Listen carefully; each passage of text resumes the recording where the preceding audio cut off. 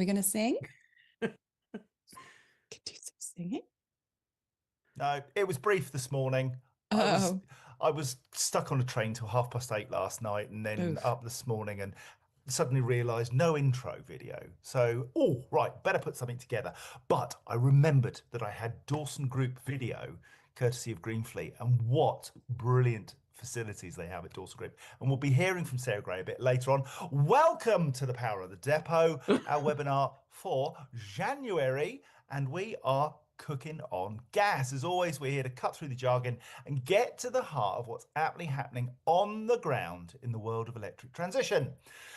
Anyway, we couldn't do any of this without our magnificent partners and especially the premium posse of the AA, Webfleet, Europcar and Iveco. And today we're not just talking about electric cars, vans, buses and trucks. We're diving deep into the engine room of the commercial world, the depot. To help us navigate the complexities of power infrastructure and big vehicle logistics, I've got this bunch of criminals with me. And to kick things off, I want to put a specific challenge to each of them, and we haven't prepared this. So, Oh, Samuel, oh no. you've spent you've spent your career proving that high volume electric logistics aren't just a nice to have. You've lived it at scale. So, as fleets move from trial to total depot transformation, what's the single biggest power pitfall you see people making when they first look at grid capacity on a site, and how can they avoid it? Oh gosh, yeah. Thank you for that unbelievably large question right at the beginning. While I was trying to do something else. Yeah. Well, my scale is probably dwarfed. Well, is dwarfed now by people that are doing significantly larger numbers than I ever did. But I think um, the principle remains the same. Even then, I had the largest network in the country, and now it's just that big by comparison. But the principles are the same, right? It's understanding what it is you're doing, what vehicles you've got, how much power you've got available.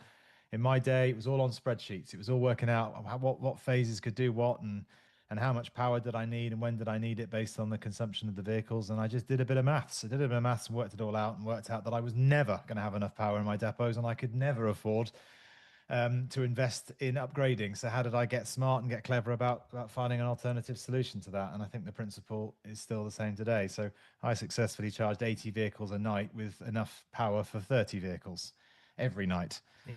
And I made it work, and that's because you just get your box clever and work out the best way to do these things based on your own data and your own analysis of what you've got in front of you. And that starts with a desktop study. That starts with commercialization, starts with a roadmap of what you want to do, what your customers need you to do, and you work it all out. And then you start. You start somewhere. You start with your lowest hanging fruit, you crack on with that, and then you build, build, build, build, build. And in my case, you don't do 100% of it straight away because that's hard, and no one needs to do that. Well, some people may want to, but it's a stepped approach is perfectly fine. And as you learn, you accelerate, and then things move on from there. It's How's that? quite biblical, Sam, isn't it? You've got enough energy for 30 vehicles, but you charge 80. It's loaves and fishes stuff. This is water into wine stuff. He's good, isn't he? Am I wrong? Yeah, listen, don't get me wrong. We've blew a few fuses during that time. I dread to think what the health and safety appraisal would have been like. But it's You did it. it's learning, isn't it? And the stuff I learned, no one needs to know about really, because it's just the principle of what I did. Because the world's Yes, moved on. But it helps that people have been there and done the hard work, so that everybody else doesn't need to, because that base knowledge is on Google for anyone to see. It's just how you implement it absolutely. into your own environment. You're right, mate. You're right. Now then, Paul, you are the electric van man, and you know better than anyone that a depot's not just a place to park, it's a workplace, and it can be a real asset. And for those operators currently staring at a yard full of diesel vans and HGVs, how do they bridge the operational gap between what they've got in front of them, bunkered fuel potentially, or having to go to a fuel station, whatever their fueling arrangements are, to having a depot-centric charging infrastructure that supports their business and allows them to do the job? Wow. So, I mean, let's be clear. A depot-centric charging solution will not work for the majority, actually. That's our reality. There are some doing a good job around depot-centric charging.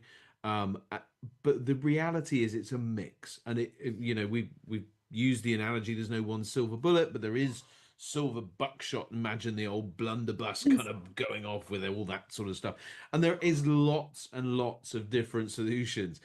And despite all the arguments we all have very often about all the different things and whether they'll work and whether they'll play a part or whether they won't, many of these things are only going to have small amount of use. So lamppost charging has its place, but it's problematic, and we understand the challenges with it. We know that wireless charging is potentially something that could come down the road. See what I did there?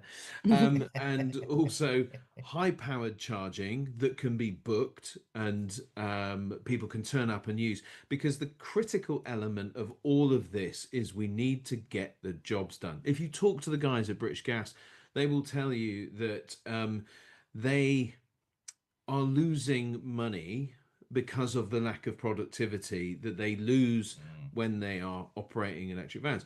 There are others out there that have no such problem because they can charge overnight and they can just plug in the depots. But there's challenges around power, there's challenges around space, there's challenges around where vehicles rest overnight, where people live, the type of charging required, and all of that, and productivity is central to all of that. Vehicles. So I did a little bit of very rudimentary maths, but I can talk people through the maths. But basically, commercial vehicles, vans, are worth at least 1.6 billion pounds per day.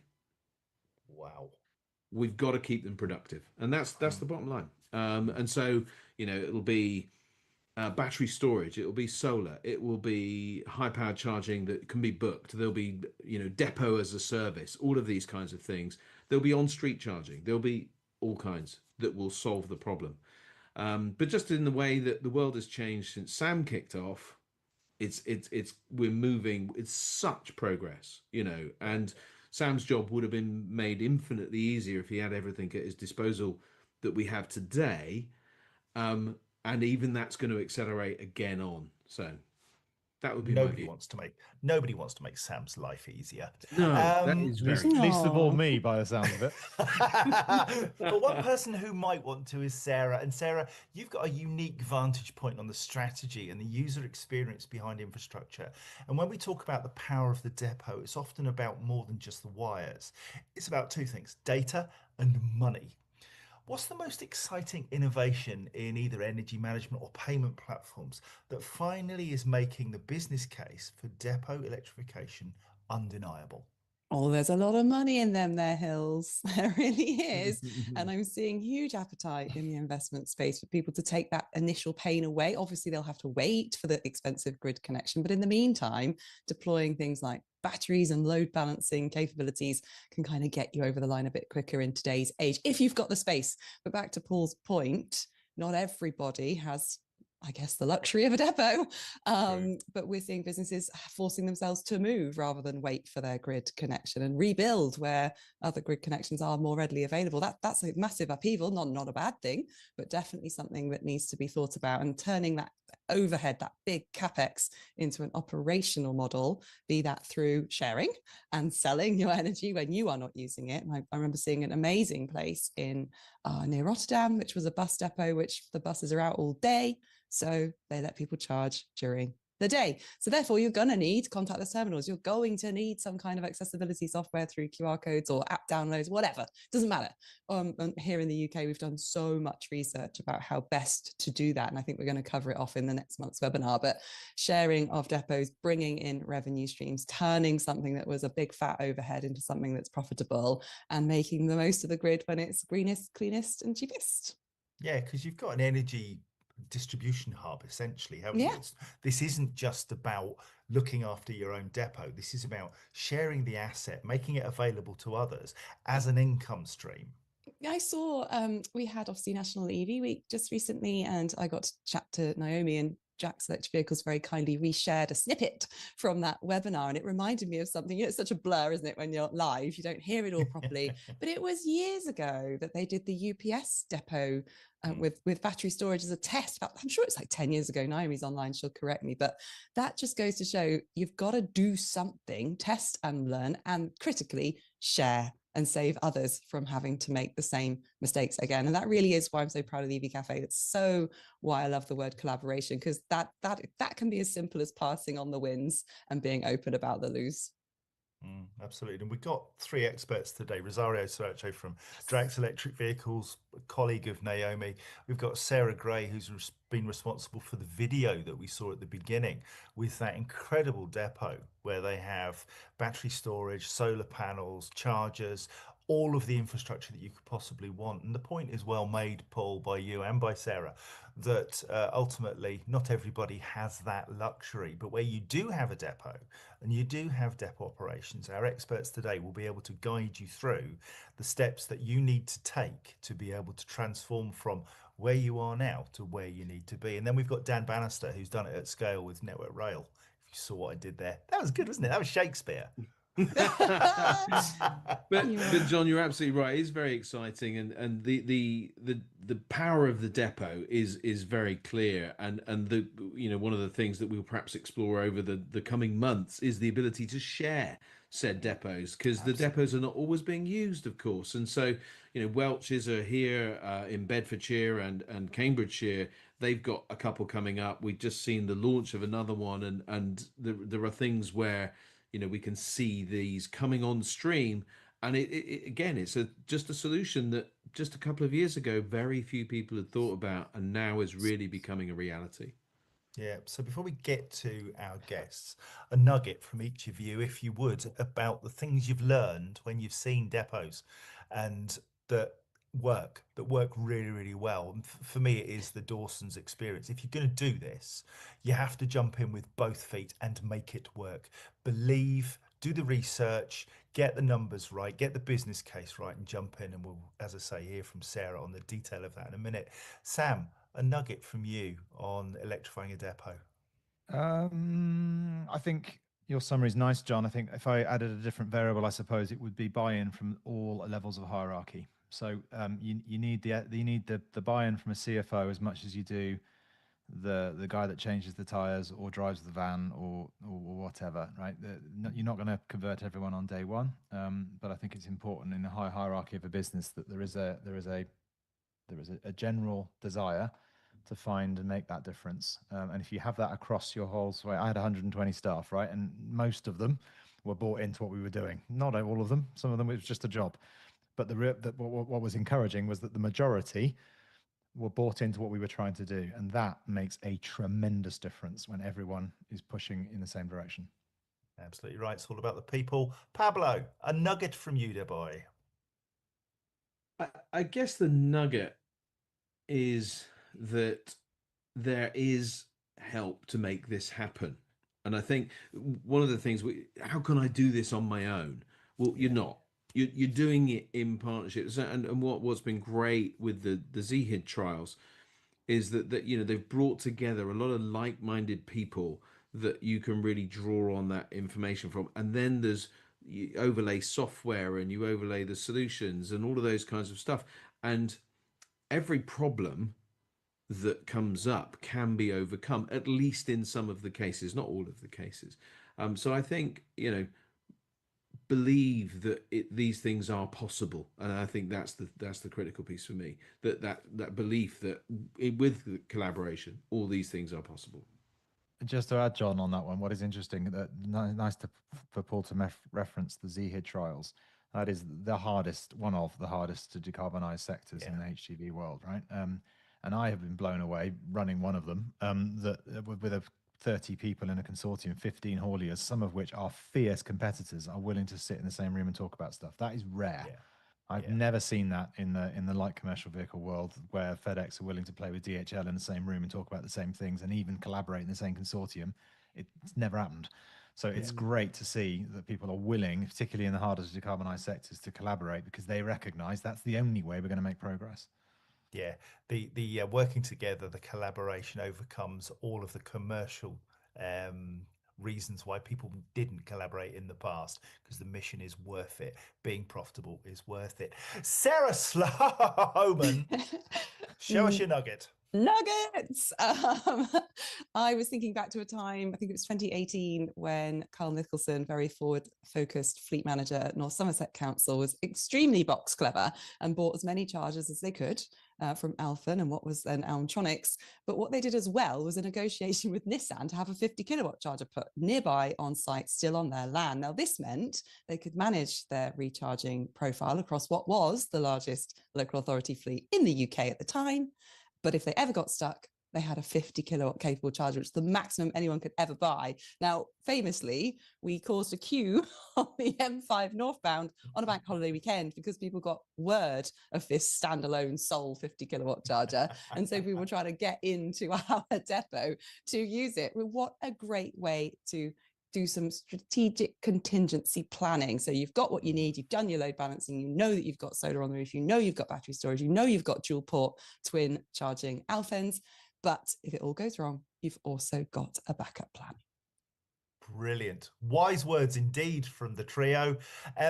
Sam, I'm going to hand to you now to introduce our first guest, Rosario. But before I do, I want to give you some congratulations for remembering to remove your drying socks from the top of the radiator. And towel. I'm sure it wasn't a towel. He's got paint on his paint all over the place. Yeah, there is a bit of that. Yeah. Word of warning to anyone that moves house and your camera angle changes. Do try to remember what people can now see. Because I think I've got blur on. Blur. Yeah, it's taken me a few weeks to get my head around that. I'm still failing. Anyway, I have the mic. I guess John, I shall do the introduction. Shall I straight in? Yes, okay, you, good. Please. So, pleasure of our first guest, Rosario Soares. I just got to say that with an accent. It just sounds so much cooler. Is the EV charging specialist, fleet and workplace at Drax. So Rosario spent the last 10 years working within the low and zero emission industry. He gained extensive knowledge of the challenges fleet operators and businesses face when formulating an EV charging strategy, has a strong background in establishing long-lasting business relationships with partners and customers built on trust and clear communication. Before joining Drax in 2024, Rosario has worked with other key names in the EV industry, including Mer, Elmtronics, and Green Fleets. So, Rosario, you are someone that we all have known for many, many years, and it is a pleasure to have you on our show once again. You have been around the block, as we all have, and gained a fair amount of experience along the way, I would have thought. So, indeed, welcome to the show. A lot grayer than it was 10 years ago. Well, at least you've got hair. Look at these other two poor buggers.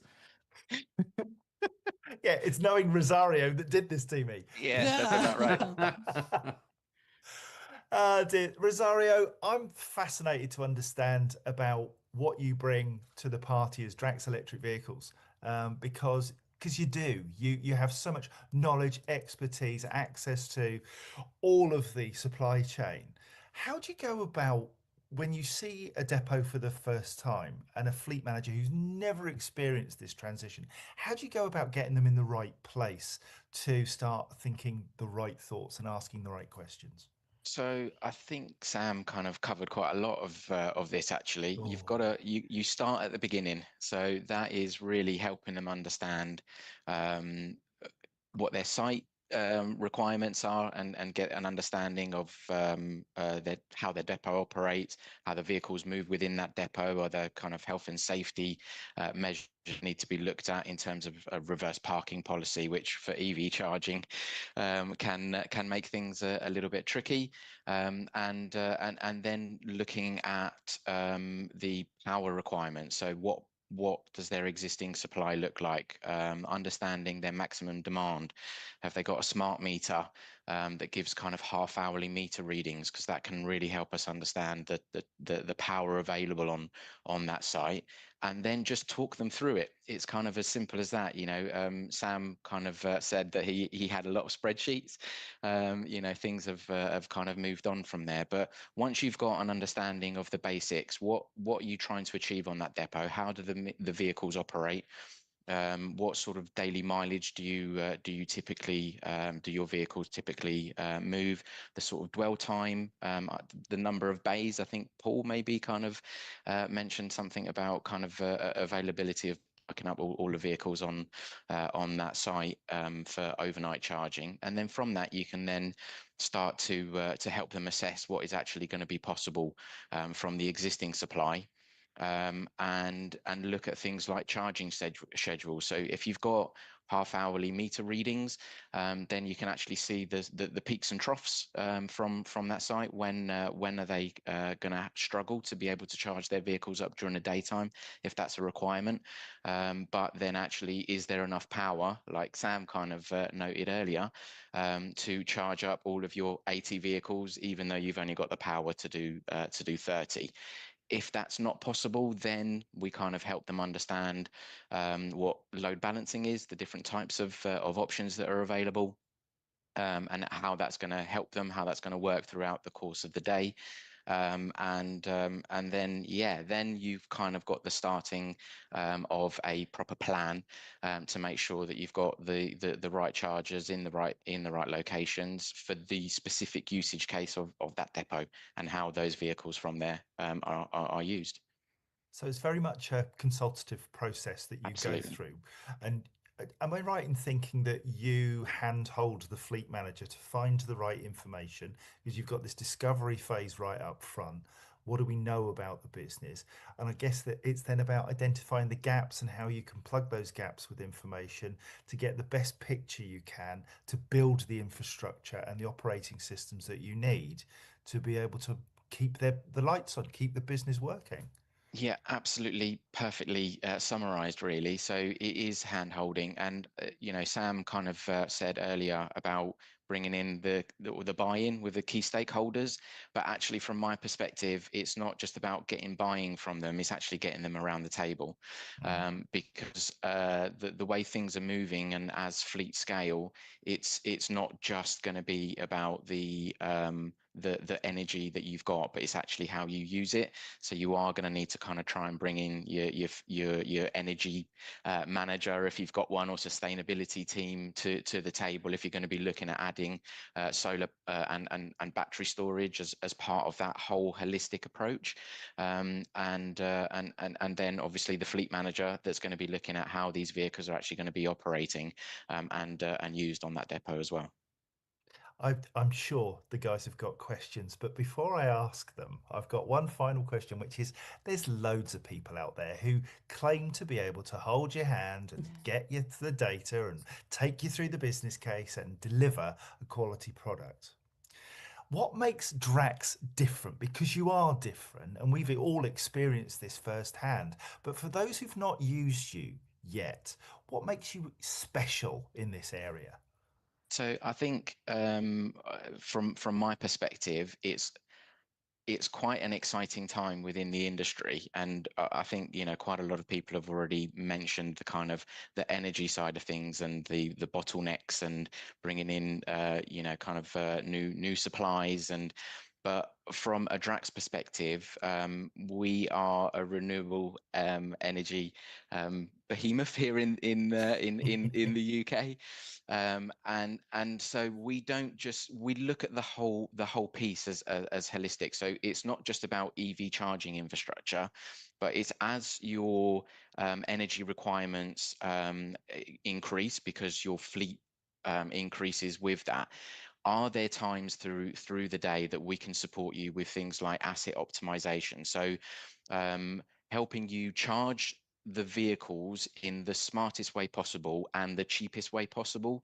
So kind of the easiest way for me to describe that, I find, is I'm sure there might be people on that are tuning in that have a domestic energy supplier that have got a mobile payment app, a mobile app that where they can put in the state of charge and the time that they need their vehicle charging to that level, and then it just kind of goes away, and it works out the cheapest way to kind of to get that done. From a fleet perspective, that asset optimization is kind of our equivalent, and it's all of that clever stuff, and kind of adding flexibility within flexibility services within that offering as well. So helping the customer flexibly or fluctuate the charging speeds throughout the day. Obviously, the price of electricity during peak periods, increases, and when the demand is lower, then the price of the cost of electricity drops. So again, we can support our customers with trying to find smarter ways of using the electricity or the energy that they've got on that depot, but also helping them reduce the cost of charging that fleet as well. That's really helpful. Thanks, Rosario. Right, come on then, guys. Questions. What you got, Sarah? You in first, then Sam. Look, I'm the spot in the class. I know how to rocket my hand in the air quicker than anybody else could ever do. I was thinking, if you asked me what makes Drax electric vehicles stand out from the crowd of other people suggesting they can hold hands, it's got to be that team. I mean, all the people who are on that team have all got years and years, sometimes a decade or more experience on how this really works operationally, rather than just selling something that a corporate has told them to sell. That each one of them, and totally each one of them, fully understands. We've had the pleasure of being on the rally. Now, Rosario, when we look at 2026, we know we're going to be inundated with event opportunities, and again, there'll be multiple EV rallies happening. What do the Drax electric vehicles team need to be doing? What events do you think you'll be going to? How are you spreading the word about your full turnkey solution for depot owners? You're putting me on the spot because I don't have a confirmed lineup of events this year. Hot off the press. So it's a bit of a difficult one for me to answer. I mean, look, if I give you my personal kind of opinion, last year we did a few events like the CV show with yourselves and Bits Mobility Live. And for me, someone who kind of looks after fleet and workplace charging, they're great events to really kind of get an understanding of the types of people that are going to need support with these depots in particular. And it's not easy. There's a lot of information that they are going to need and support that they're going to need. So trying to have that face-to-face conversations with them is really helpful. I much prefer kind of face-to-face meetings, and kind of then that level of support that I can offer kind of comes through a little bit better than a Teams screen. So they're the sorts of events that I really enjoy. He gives good hugs as well. Really good hugs, does Rosario. I love a John hug. Yeah, quick question. Paul's got his hand up. He has, but he was last. I know. Yeah, standard. So quick question for you, Rosario, although I've got an apology first. In my haste of trying to get things sorted this morning, I forgot to put your thing up on my screen. So I'm very sorry. I also forgot to mention your mild obsession with pizza dough, but I think we'll move past that. My question was going to be, in my day, if I wanted an AC charger, a DC charger, a vehicle to grid charger, I could probably pick on one. There's probably 5 choices of each one. Now there's thousands. So how does a customer go about trying? Someone asks me every single week of my life, what EV should I get? What charger should I get? I don't know. There's so much choice. How do you drill it down to get customers really knowing what they actually need?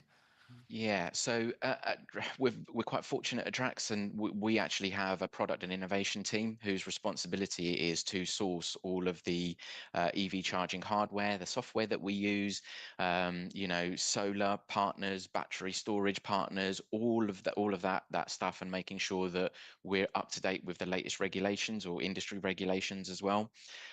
So we do a lot of kind of outreach to all of the major AC and DC charging infrastructure partners to really try and get an understanding of the types of hardware that's out there, and then the options that we actually propose to our customers, we've tested and broken and gotten an understanding of how does it work, is it going to last 5, 6, 8, 10 years, so that when we actually give that option to our customer, then we're kind of confident that it's going to stand up to the test of time.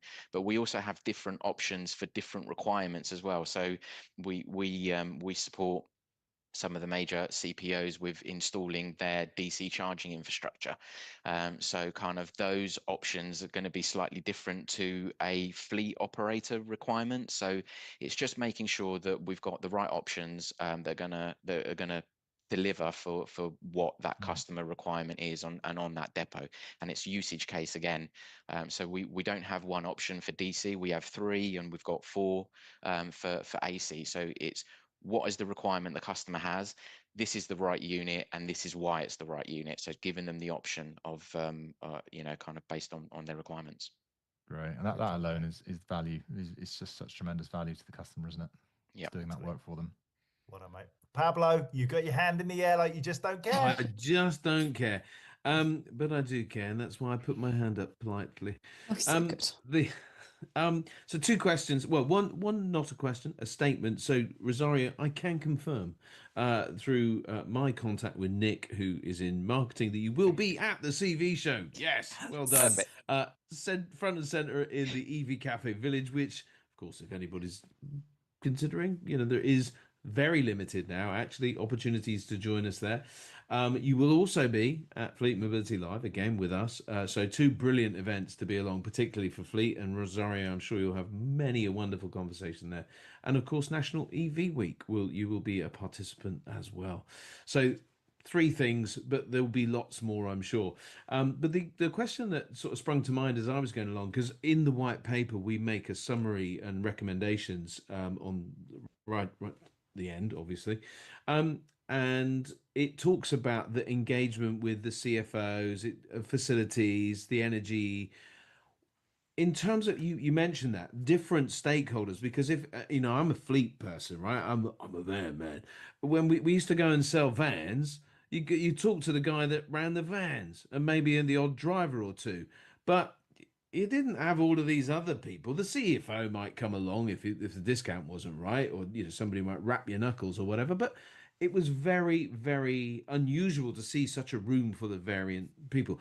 How is that coming along? Are you getting the engagement across a business to really make this effective, or is it a bit of a struggle to get beyond the fleet team or any other element, making sure everybody's in the room?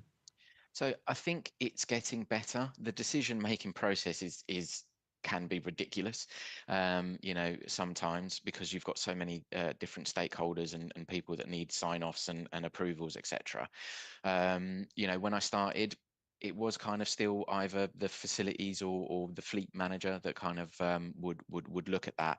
But as the scale of EVs on that fleet has increased, the amount of power required, to charge those fleets has increased dramatically. So therefore, I think more people within the wider business actually kind of understand, actually this isn't so much now just a one person decision or a one person thinking about it. Absolutely we right. need to get the right people in here to kind of look at it. A lot of the fleet managers Brilliant. that I deal with, that kind of the supply element of the site is just something that they've never had to kind of deal with. They don't understand what it is.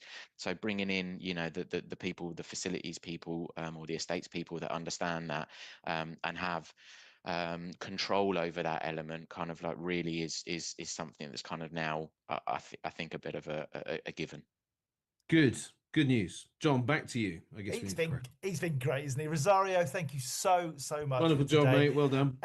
If you hang around, because we would like to pose you some more questions towards the end. So camera off, microphone off, bog off, and we'll see you in about 20 minutes to ask you some more questions. Until then, tatty bye. Thanks, mate.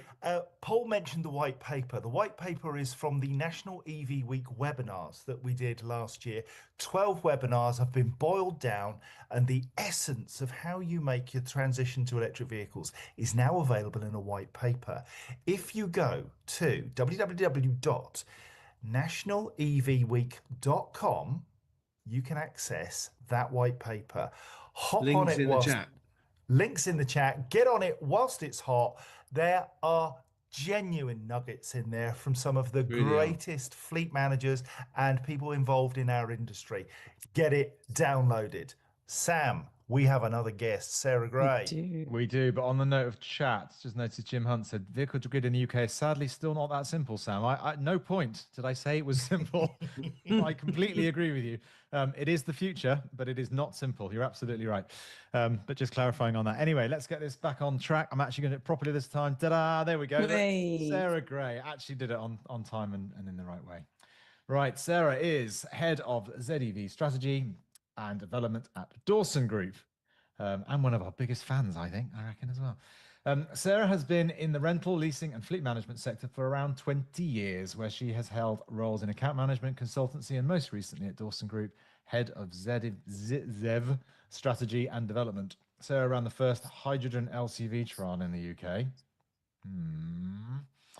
But has installed charging infrastructure into 20 plus locations and is the current chair of the BVRLA, which is the British Vehicle Rental and Leasing Association. Yes, thank you. The Commercial Vehicle Committee of said institution. But Sarah, welcome. Your backdrop is tidier than mine. Congratulations. Yeah, welcome to the show. Nice to be here. Thank you. Sarah, we saw at the beginning of the show the wonderful facilities that you have created, which basically take sunlight, capture it through solar panels, store it with on-site battery electric storage, and then distribute it through 34 AC chargers on site to keep the wheels turning. Talk to us about that process, because it's not just about getting a few numbers together and building a business case. You've moved mountains to do this. Shall I share the screen? Oh, yes, yeah, I've got about 150 slides, John, if that's all right. Great. I'm only joking. It's literally 2 slides. So yeah, I'll hopefully just share some of the experience that we've gained from putting our microgrid in. You can just about see the box there. That's our 300 kilowatt battery storage system just there. And then if you move on one, please, Paul. Perfect. Thank you. So essentially at Dawson Group Vans, Dawson Group's got about 33,000 assets, but Dawson Group Van run about 12,000 vans. And we was looking at what we need to do to future-proof ourselves, really, and make sure that we can help our customers with things like their scope emissions, eventually when, you know, they need to look at their kind of supply chain, and what we can do internally to support that. So we was looking at the number of vehicles in our Milton Keynes branch where we've done this first depot. We've run probably the most electric vehicles out of that branch. So it was kind of the natural thing, and it's an owned site as well. I think that's probably an important factor. We own some of our sites, but we also lease some of our sites. And that's probably exactly the same for a lot of our customers and fleets out there. They might own pieces of land, but actually they might lease as well. And it's different to understand where you might want to put the investment. So in Milton Keynes, we own this land, but we didn't have enough capacity. So we've got 120 kVA in total, or we had in power into the site, and that wouldn't be enough for future. It's absolutely fine for now, but actually future proofing ourselves and looking what sort of power we need for the future, that just wouldn't have been enough. So we kind of had the option of trying to apply for an upgrade, and actually, you know, I haven't done that, but people in the industry have done that, and it can take a lot of time. So we started this project back in 2024. August 2024 is when we first put a spade in the ground and started digging. I'm just wondering now, if we went for the upgrade, we might still be waiting for that. You never know. So at least we've got on with it. So we've used renewable energy. So that was kind of our problem and our starting point, I guess. And if you just move on another one, please, Paul. Perfect. Thank you. What we ended up with was, again, you can just about see that. I think we saw it on the video at the beginning of the webinar, but you can just about see some of those solar panels. There's about 200 solar panels there. And it's just essentially a microgrid. So all of those solar panels are generating energy, being stored in the battery, powering 34 charge points. And we've also got an export license. We haven't actually set that up yet, so we're still waiting for the DNO to come out and install an export meter for us. But we have got the capacity and the agreement to export energy, excess energy as well. So it's gone really well. As I say, we started this in August 2024, and we thought we'd start in the summer when we sort of got the best weather, but actually that wasn't the best thing. We still had a lot of rain, so we still had to pump our trenches, 2 metre by 2 metre trenches. Still had to pump water out of them twice, but I guess that's just one of the things. You try and do the right thing starting in summer, it doesn't always work out, but yeah, that's what we've ended up with, Paul and John and co. So hopefully that gives you a bit of a overview of what we've done at our Dawson Road in Milton Keynes. It's just phenomenal. Sorry, go on, Sarah. How did you choose your partners then? So I know what brands you've got there. You don't need to name them, but I just wondered, what was the whittling down process to get to the point of tackling that grid connection issue? Good question. Yeah, I mean, we did go out to market and we spoke to a number of suppliers, but it was really who we felt comfortable with, who we felt had the experience and who could really hold our hands, because this is all new. You know, if you install kind of 5-10 charge points in a depot location, AC charges, it's still a project, but it's fairly straightforward. And this kind of scale is just on another level. So for me, it was about making sure that we had the confidence in that supplier that was going to hold our hands and give us the expert advice that we needed. And that's really what we found. And even down to the charge points, you know, at the time, I didn't even know the make of the charge points. I think they're Keba. I've never even heard of them before, but it was kind of like, okay, why would I choose these? What's the recommendation and stuff like that? And it's just making sure that you have got the confidence in them, because I think there's a lot of organizations out there now, so you absolutely need to do a bit of homework, understand what people are offering, what support they've got, how often they're going to be on site. And I must say, to be honest, the whole build was fairly straightforward and stress-free. I think I've installed charge points in different locations before, and subcontractors can be a little bit cagey and you know, maybe not turn up when they say they're going to turn up. But I must say the whole project ran really smoothly, and I was so impressed with kind of how we worked together. For me, everything was about safety. You know, we had a working depot, and this is again what people are going to come across. If you've got a depot and it's in operation, how do you work with that supplier or that partner to make sure that you can continue your operation? So ours was like, okay, we're going to fence off 50% of the yard. That is a no-go zone, absolutely. Unless you're a contractor, you're not going in there. The safety is first. And then we would operate from the other side. And then it was kind of, okay, shifting about and making sure, you know, again, for us, employees coming into the office, they need to work safely and get home safely. So that was the priority. Let's be honest, nobody's going to argue with Sarah Gray. Paul. Well, two things. I have a question of my own, but I also have a question from Ian Thompson. He's asked two questions, but one is relevant. We'll pick up the other question at the end, Ian. But to Sarah, how much space does your setup take? Floor area, not the solar side, big boxes of power, because obviously you can still fit vans under there and trucks. I think from memory, you could get a truck under that solar panel. Got the Actros 600 under there. Yeah. Yeah, we did. When we first did the whole scope and the project, we was at 2.5 meter height canopies.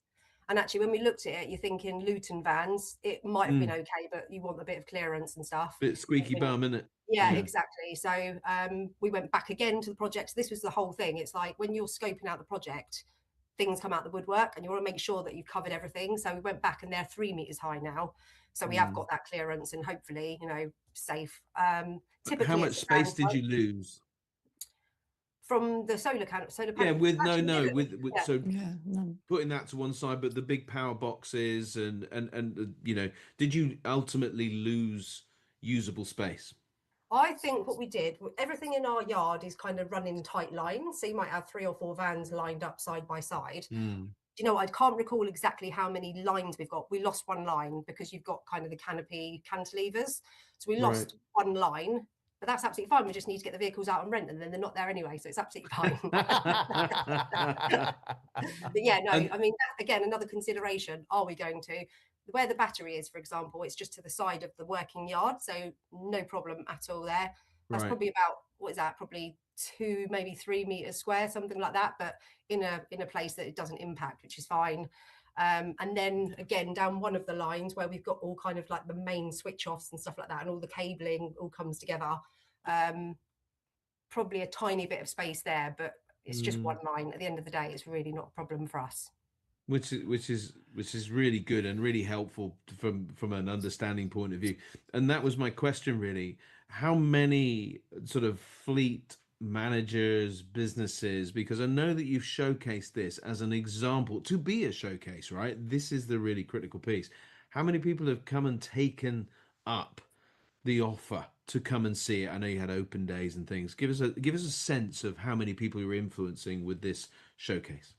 There's been so many that we've had so much sort of publicity from it, which is great, because people just want to see what they can do. A lot of our fleets, they're not on this scale. They haven't got thousands and thousands of vehicles, so for them it's kind of maybe a bit overwhelming. But if you've got a fleet of vehicles, you can do similar. I mean, you can just downscale it and you just have it on. You can have 20 solar panels with 2 charge points or whatever it might be. It just shows you what the art of possible is on that scale. Everything can be scaled down. But yeah, the number of people that have come in, we've had sort of councils reach out and say, look, we've got car parks. Is this something that we should be looking at for car parks? Charging people to be able to charge their vehicles using green solar, etc. So yeah, it's been unbelievable. On the open day, actually, where we had Green Fleet Rally arrive, we also had a kind of customer event in the day. We had 50 plus people just come down because they wanted to learn about what we've done and have a look at that. So yeah, it's been phenomenal, to be fair. Yeah, it's about well done. Very well done. Yeah. So John, I guess we need to crack up. But Sarah, that's been fantastic, and yeah, I'm sure there's going to be many more questions when we come back together in a moment.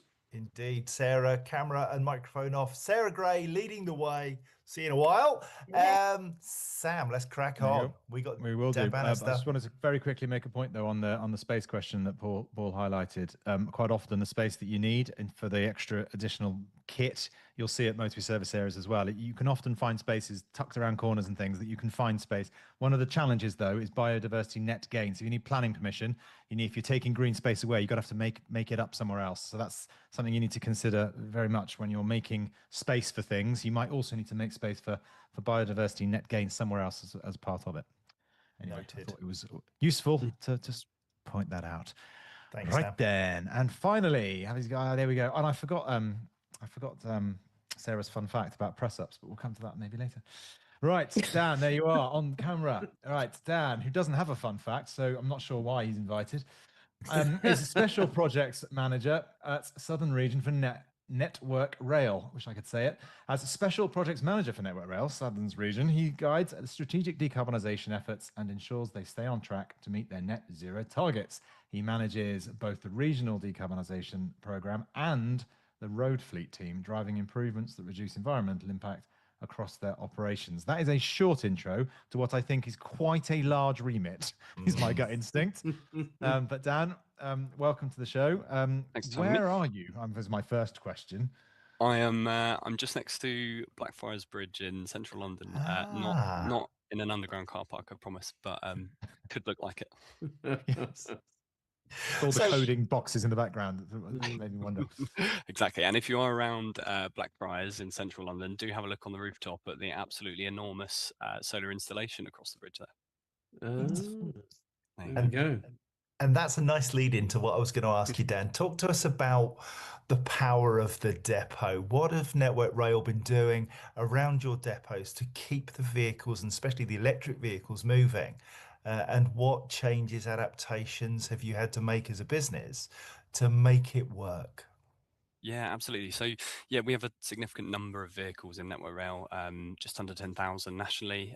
Within our region, which covers basically south of London, we've got nearly 2,000. So there's a large number of vehicles that we use of all weird and wonderful types.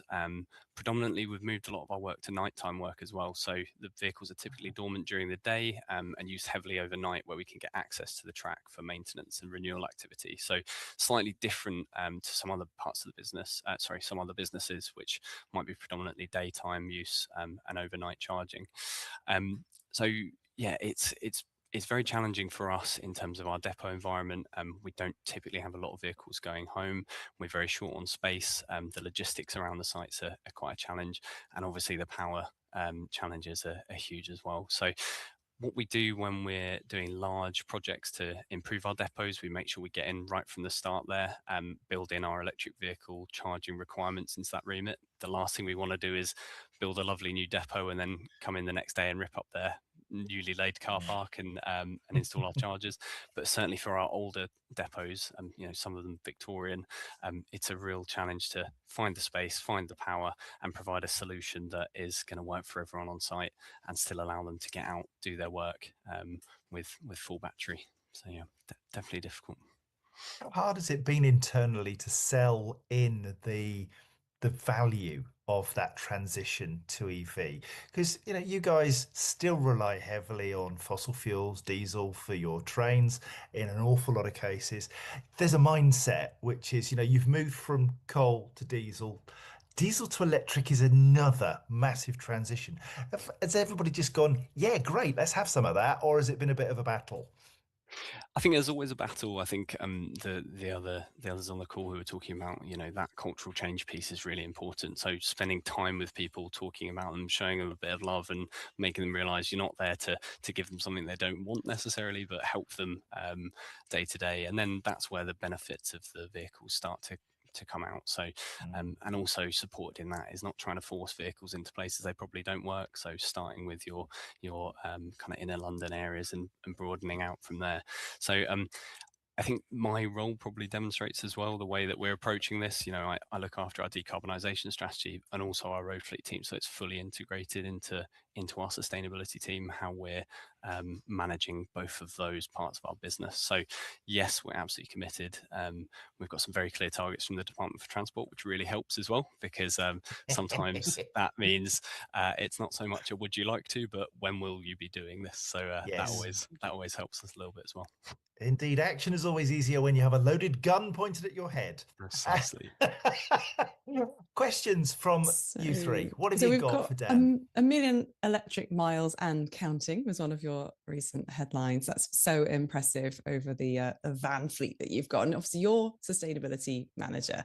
Now, I know that often people who manage the ESG profile become Chief Sustainability Officer, which directly reports to the CFO. Now, earlier we were talking a lot about who needs to be involved in this transition, who on the stakeholders chain, internally, externally, peripherally, needs to be involved. Is it just a team of you? How many people have you got helping you with this huge challenge? Yeah, so within our region, we've got a team of about 4 or 5, including our project managers delivering the infrastructure, directly working on the EV transition. And then we've also got our fleet management team who do our kind of compliance and day-to-day management. So a fair few of us in the region, but obviously there's multiple other regions in Network Rail nationally. So plenty of people working on it, and quite a bit of focus on sharing best practice, learning, same as what we're doing today, really. And the reason I mentioned the CFO element is because ESG sometimes feels like a tick box exercise, social governance, environmental social governance. How are you calculating any longer term improvements or savings for the CFO? Yeah, so I think that's where us being an arm's length government body helps. It's that kind of loaded gun point of having that DFT target really helps. But yeah, absolutely showing that that efficiency in fuel use, lack of complaints from vehicles idling, things like this, the usability of the vehicles, even just simple things like, we've got a lot of people coming into our workforce with automatic only licenses, certain things like that it unlocks for us is really, really helpful. And then actually, we've got a fairly large infrastructure investment to make now, but through the rest of our control period funding cycles, we will see the benefits through, the efficiencies in operating those vehicles come true. So I think that really helps. It's always a challenge for us in sustainability that it's quite likely that the first thing to drop is sustainability. So focusing every single pound we spend on the value that will gain in the future is absolutely what we do in every decision. Yeah. Thanks, Dan. Paul. Yeah, Dan. So we're very conscious that you've actually deployed a few particular solutions. Talk to us a little bit about how you've empowered those depots, because I know that you've kind of solved the problem in a few different ways. But give us an example of a way that you've solved the problem and empowered your depots. Yeah, so one of the things we've been looking at is a Papilio system that's offered by a company called 3TI that I think a couple of you on the call might be familiar with. So we were looking at ways to reduce some of the negative impacts that we have through delivering this work. So, for example, when we're installing the equipment, I know that Sarah mentioned, you want to reduce the amount of disruption on that site as much as possible. So that's where the kind of containerized Papilio system, which I'll pop a link in the chat if anyone wants to have a look at it, is really helpful. It's also got solar integration into it, and there's also a battery storage option that you can apply to it. So it unlocks some of your power challenges. It shows the workforce that we're really passionate about investing in renewable energy. and we installed it in 8 hours in one day. So the amount of disruption they had was really minimal. So if you're leaving work on a Friday and you turn up on a Monday and all of a sudden there's a solar install which could have battery storage, we didn't need it for that site, and 12 AC chargers ready to go. That's a big difference from a kind of major disruptive scheme that takes a long time. And yeah, so I think starting off on the right foot using technology like that unlocks those kind of problems is really, really helpful. The other thing I really like about the Papilio system, it uses recycled shipping containers. It reduces our supply chain emissions and all sorts of benefits like that, which, you know, that really gets our workforce thinking about those types of improvements, what we want them to help us deliver. Well done, Dan. Sam, final question. So thanks, John. Quick question, Dan. I've worked with Network Rail in the past, and you have a strict reverse-in policy for safety for your vehicles, right? And I assume that's still the case. Does for a very good reason, I hasten to add, but similarly, that probably provides some challenges with charging infrastructure and accessibility to charge ports, does it, in some of these setups? Just you've just taken me back to some very challenging conversations. Thank you for that. So I think that's a really good example of where, by bringing in new technology, we can start looking at existing rules that we need to rethink. So pretty much most of our chargers, we've for AC units, we've provided longer cables. Reverse parking can still be done broadly, but actually, as a business, we took a decision that we're operating vehicles with cameras, with reversing warning indicators, with all kinds of different assets that improve safety. And actually, as a business, we have agreed that you can forward park EVs if you require it for charging. So I think it's about taking a rule that is long-standing and for a very good reason, and actually reconsidering it based on the technology available. And that's what we've done. Exercising common sense. Goodness gracious. Well done, Dan Ban. Let's get Sarah and Rosario back in. We've got a few final questions. Paul, I'm going to come across to you if I may. Of course. Right. So we do have a question for Rosario. Does Drax have an opinion on using range extenders? Are they configured to run the ICE engine store on 100% renewable, sustainable fuel sources? So to store electricity in an onboard generator. Not sure if that's something you have an opinion on, Rosario, really, but anyway, have an opinion. No. Range extenders, I mean, I guess it all depends on what you're needing to use those vehicles for, right, as part of your fleet. I'm assuming that by range extenders we're talking about vehicles with range extenders. Probably sort of range extenders often are used like they're a small generator, really, that are powered. I mean, if we take the example from the LEVC, it's fueled motor or engine that creates energy. So I mean, I guess it's a stepping stone one. Yeah, it's not really anything that I've kind of had any experience on, to be that's kind of what I think. Honest. That's all right. And Sarah asked a question of Dan. I was trying to do that anonymously, but I forgot to tick the box. No, sorry. It says it's right here. Are you looking to share the depots? So do you see a day when actually people could turn up at a Network Rail site and utilize the charging that is available there? Because the Papilio 3 specifically is one that carries the contactless with it. So that was why I asked. Yeah. No, it's a really good question. So typically we probably not. I think the main opportunity for us is actually allowing our staff to use the chargers. At the moment, we are only really funded and have the space and availability to provide charging for our core fleet. So we definitely want to be looking at allowing staff over public initially and then rolling out further. But one thing we are exploring with our property teams is the railway has quite a lot of parcels of land that aren't particularly helpful for other things like development. So potentially using those as rapid charging hubs will be really, really helpful for the public, and a good potential revenue in stream for our business. So definitely something there that we'll be looking at and of using those areas of land. Watch this space. Excellent. That's the inbox, John. I've got a quick question to finish off for Sarah, if I may. Sarah, I'm fascinated to understand, have you been able to convert customers to electric and sell product to them as a result of having made the investment in your infrastructure, that they felt the confidence to say, yes, I can do that? Yeah, well, yes, I think, was it a direct result of the depot? Don't know, not sure, but there's definitely been conversations where you've had a prospect, you're taking them for a journey on how Dawson Group can support them move to electric. They come and see what we're doing. They know that, you know, we're doing what we're saying we're doing, and then that's resulted in winning that customer and helped, or winning that prospect and helped existing customers move to electric. So whether it was a direct result of you've done the depot, we're going to move to you, or that supported it, I think it's definitely helped. Yeah. Yeah, definitely. And I'm sure all three of our guests have helped massively in making things happen. You do stuff, and we are massively pleased that you've taken an hour out of your day to come and talk rather than do. Now bog off and go do, because you are amazing human beings. I just want to thank you so much. I want to thank our audience. What's made me really happy today, and I don't know if you've noticed it, but the comments for you guys has been coming in leaps and bounds, and there are connections happening. Robin Hughes just said, Rosario, can you send me your email address? There's stuff that goes on outside of this webinar that is facilitated by being here, and we can't thank you enough.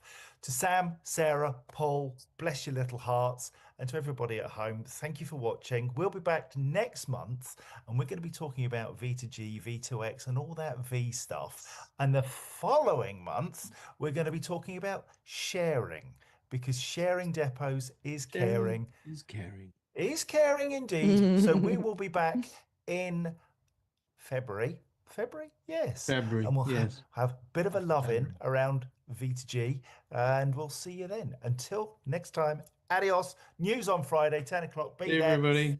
See ya. Bye. Thanks to our guests. Bye. Well done. Great job. Bye.